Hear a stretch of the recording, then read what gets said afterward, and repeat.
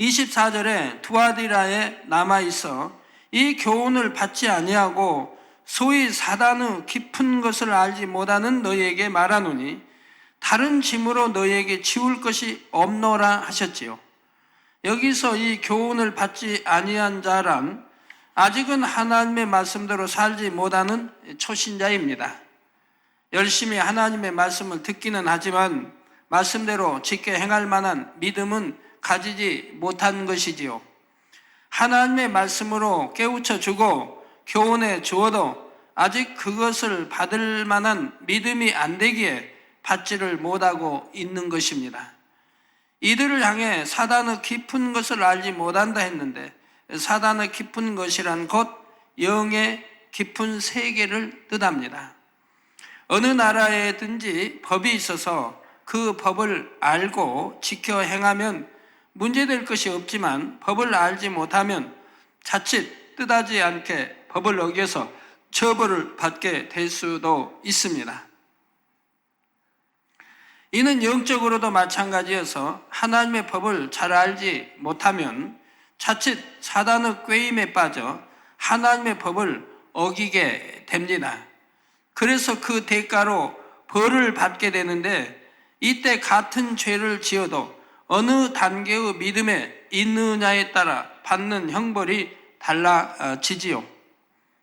예를 들어 초신자가 안식일을 범하는 것과 믿음의 3단계 있는 사람이 안식일을 범하는 것과는 같은 죄라 해도 죄의 경중이 달라지는 것입니다. 또한 초신자가 진리를 잘 몰라서 남을 판단하고 수군수군 하는 것과 믿음이 있는 사람이 하는 것과는 전혀 다르지요. 믿음이 있는 사람이라면 분명 남을 판단하고 정죄하며 수군수군하는 것이 자신이 스스로 재판관이 되는 큰 죄임을 알 텐데, 이처럼 알면서도 행한다면 그 죄는 그만큼 더 큰 사단의 송사거리가 됩니다. 이와 같이 영적인 세계도 깊이가 다 다르며 그 깊이에 따른 사단의 역사도 달라지게 되지요.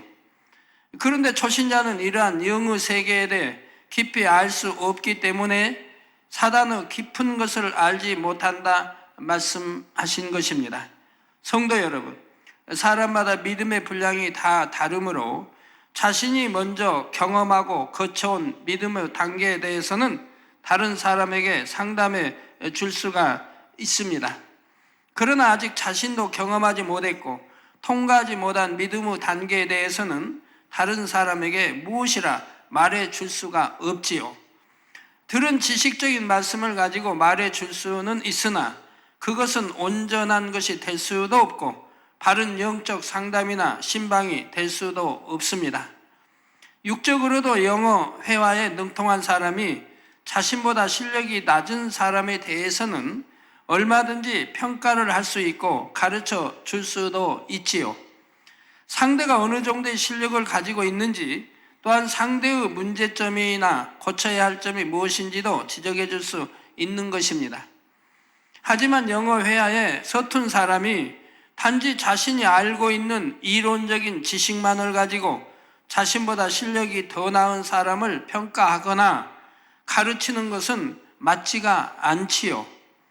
물론 어떤 스포츠, 예를 들어 골프에서는 코치가 선수보다 실제 실력은 못하면서 선수를 가르치는 경우도 있기는 하지만, 유구 세계에서도 이런 경우보다는 실력이 더 뛰어난 사람이 그렇지 않은 사람을 지도하고 가르치는 것이 일반적입니다. 자, 그런데 영의 세계에서는 마태복음 10장 24절에 제자가 그 선생보다 또는 종이 그 상전보다 높지 못하나니 하신 말씀처럼 반드시 영적으로 더 앞선 사람만이 다른 사람을 가르칠 수가 있다는 사실입니다. 영의 세계에서는 직접 그 단계에 들어가 보아야만이 정말 그 단계가 어떤지 알 수가 있지요. 우리가 어떤 과일의 맛을 들어서 아는 것과 직접 먹어보고 아는 것과는 큰 차이가 있듯이, 설령 지식으로는 깊은 영의 세계와 더 높은 믿음의 단계에 대해 알고 있다 해도 그것만으로는 안다고 말할 수 없는 것입니다. 자칫 지식으로만 알고 있는 것을 마치 자신이 그 단계에 있는 것처럼 생각하고 다른 사람을 가르친다면 이는 스스로 교만해지기만 할 뿐이며 당연히 말씀의 권세도 따를 수가 없지요. 하지만 가르침을 받는 입장에서는 아무리 소자의 말이라 할지라도 그것이 하나님의 말씀이요 진리라고 하면 아멘으로 받고 행해야 합니다. 한편 두아디라 교회 성도들은 사단의 깊은 것을 알지 못하는 어린 신앙의 단계에서 아직 영적으로 눈이 뜨이지 못했기 때문에 말씀을 듣고도 소화시키지 못하므로 행할 수 있는 능력이 주어지지 않은 상태였습니다. 그래서 하나님을 사랑한다 하지만 여전히 세상도 사랑하며 옛 구습을 버리지 못한 채 어두움과 짝하면서 살아가는 모습이 있었지요. 이는 사람의 육적인 성장 단계에 비유하자면 아직 젖이나 죽을 먹는 어린아이의 믿음에 불과하니 이들을 향해 다른 짐으로 너에게 지울 것이 없노라 말씀하신 것입니다. 아직 믿음이 안 되는 사람에게 아주 높은 수준의 믿음을 요구하며 왜 이렇게 못합니까 한다면 이는 서로가 답답할 뿐이지요. 그러니 주님께서는 두아디라 교회를 향해 다만 너희에게 있는 것을 내가 올 때까지 굳게 잡으라 말씀하십니다. 이는 그들에게 더 깊은 영적 차원, 즉 성결되라든가 권능을 받으라는 이런 차원의 것까지는 요구하지 않을 테니 다만 지금 가지고 있는 것, 즉 지금의 신앙만이라도 굳게 잡아서 구원에 이르도록 하라는 뜻이지요. 그래서 성경은 이처럼 신앙 안에서 마치 어린아이와 같은 신앙을 가진 사람들을 향해 고린도전서 3장 1절에서 2절에 형제들아 내가 신령한 자들을 대함과 같이 너희에게 말할 수 없어서 육신에 속한 자 곧 그리스도 안에서 어린 아이들을 대함과 같이 하노라. 자, 내가 너희를 젖으로 먹이고 밥으로 아니하였노니 이는 너희가 감당치 못하였음이거니와 지금도 못하리라 말씀하고 있습니다. 그렇다면 이러한 말씀을 듣는 사람들은 그냥 주님 오실 때까지 지금 가지고 있는 것만 굳게 잡고 있어야겠다 이런 마음을 가지면 되는 것일까요? 이 말씀을 오해해서 현 상태만 유지하라는 뜻으로 받아서는 안 됩니다. 자칫 아니란 생각이 틈타서 이 정도면 됐으니 좀 쉬어야지 했다가는 마치 강을 거슬러 올라가던 배가 노젓는 일을 멈추는 것과 같은 결과를 낳게 되지요. 세찬 물살에 뒤로 밀려날 수밖에 없는 것입니다.